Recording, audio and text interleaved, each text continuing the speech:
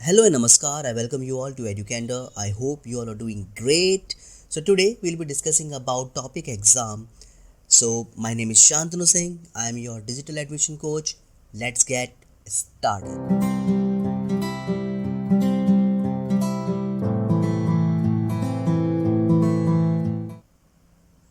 So first of all, you guys should know what is topic exam or what is topic test.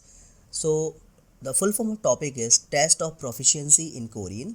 तो जिस तरह से जो भी इंग्लिश नेटिव कंट्री होती है, अगर आप यूके में जाते हो, यूएसए में पढ़ने के लिए जाते हो, तो आपको IELTS या टॉफिल का एग्ज़ाम देना होता है to prove your proficiency in particularly in English.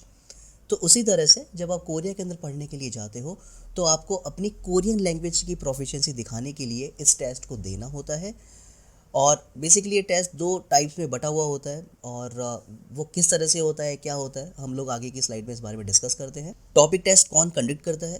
तो बेसिकली कोरिया के अंदर अगर ये टेस्ट होता है तो उसे कंडक्ट किया जाता है national institute of international education NIIED के द्वारा.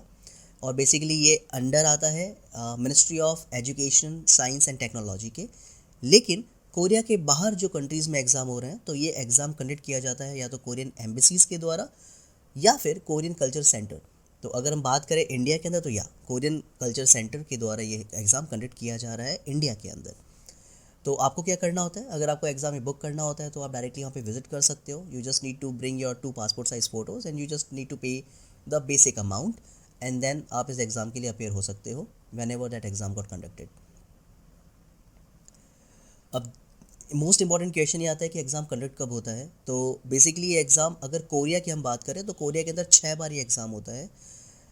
3 बार होता है ये जनवरी, मई और नवंबर. ये सिर्फ कोरिया के अंदर हो रहा है इस टाइम पे.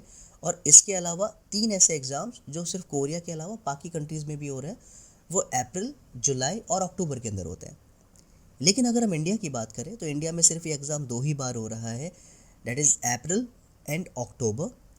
अनफॉर्चुनेटली इस बार अप्रैल 2023 के अंदर ये एग्ज़ाम नहीं हो रहा है.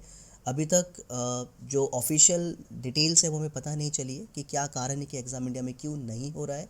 लेकिन हाँ, काफ़ी हद तक चांसेस हैं कि अक्टूबर में एग्ज़ाम होगा.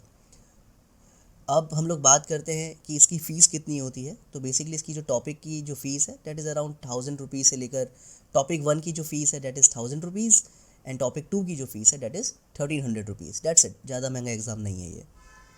अब ये सबसे इम्पॉर्टेंट स्लाइड है इसलिए बहुत ध्यान से इस बात को सुनिएगा आप. तो अगर हम बात करते हैं टॉपिक टेस्ट स्ट्रक्चर की, तो बेसिकली टॉपिक जो एग्ज़ाम है ये 2 हिस्सों में बटा हुआ होता है, that is topic level 1 and topic level 2.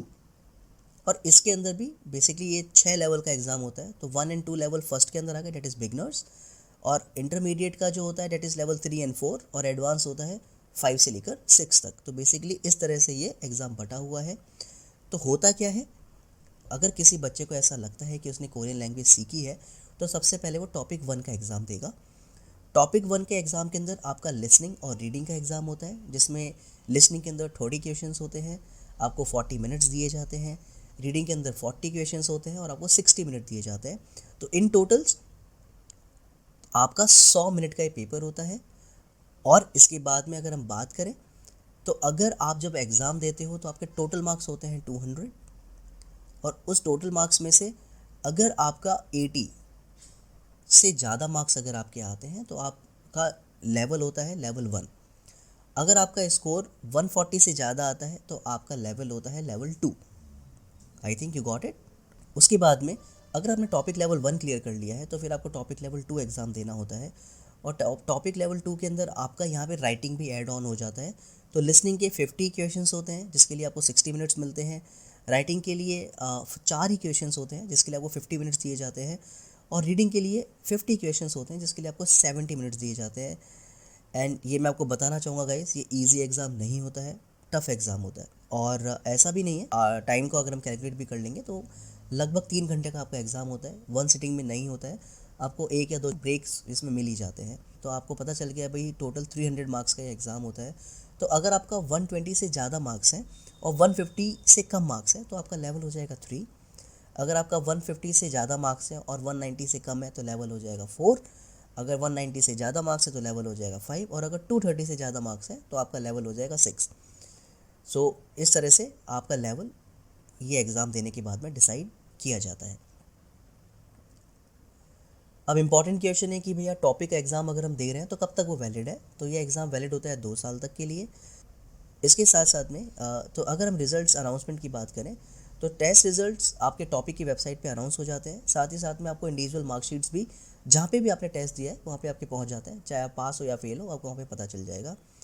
आप ऑनलाइन अगर चेक करना चाहते हैं वेबसाइट पे तो आपको ये पता होना चाहिए कि ये टॉपिक का जो टेस्ट है इसका नंबर कौन सा है। जैसे हर साल ये एग्ज़ाम्स होते जा रहे हैं तो इनका स्पेसिफिक नंबर होता है।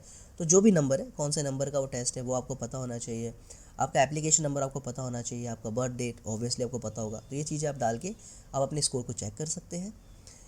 इसी के साथ साथ में अगर जो बच्चे ओवरसीज़ के हैं, बेसिकली जो कोरिया में एग्ज़ाम नहीं दे रहे हैं और बाहर एग्ज़ाम दे रहे हैं, तो उन सभी की जो टेस्ट रिपोर्ट्स है वो उनके एफिलिएटेड इंस्टीट्यूट्स पे पहुंचा दी जाती है एंड वहाँ पे जाके आप इसको चेक कर सकते हैं। और जैसा मैं पहले बता चुका हूँ, आप वेबसाइट पे भी अपने स्कोर को चेक कर सकते हैं। उसके बाद में एक नॉमिनल फ़ीस आपको देनी होती है और उस फीस को पे ऑफ करने के बाद में आप अपने स्कोर को प्रिंट भी कर सकते हैं। और यही प्रिंटेड स्कोर आपको सभी इंस्टीट्यूट्स में या कॉलेजेस यूनिवर्सिटी में जब आप अप्लाई करते हो वो आपको सबमिट करना होता है। अब बहुत ही इंपॉर्टेंट खबर, अगर आपको लगता है कि आप टॉपिक की आप तैयारी कर रहे हैं और आपको लगता है कि आपकी लैंग्वेज अभी ठीक ठाक है, आपकी प्रिपरेशन अभी काफ़ी हद तक ठीक है, तो हम लोग आपको टॉपिक के टेस्ट पेपर्स अभी फ्री ऑफ कॉस्ट पे हम आपको प्रोवाइड कर सकते हैं। काफ़ी सारे सैम्पल्स पेपर्स हमारे पास में हैं जो लेटेस्ट अभी एग्ज़ाम होने वाला है उससे रिलेटेड। तो अगर आपको पेपर चाहिए तो आप हमें व्हाट्सएप पे डायरेक्टली अप्रोच कर सकते हैं या फिर आप हमारी ईमेल आईडी पे आप हमें अप्रोच कर सकते हैं। Just mention your name, just mention your contact details, just mention about you कि आपको क्यों ये पेपर चाहिए, and then we will share all the test papers with you.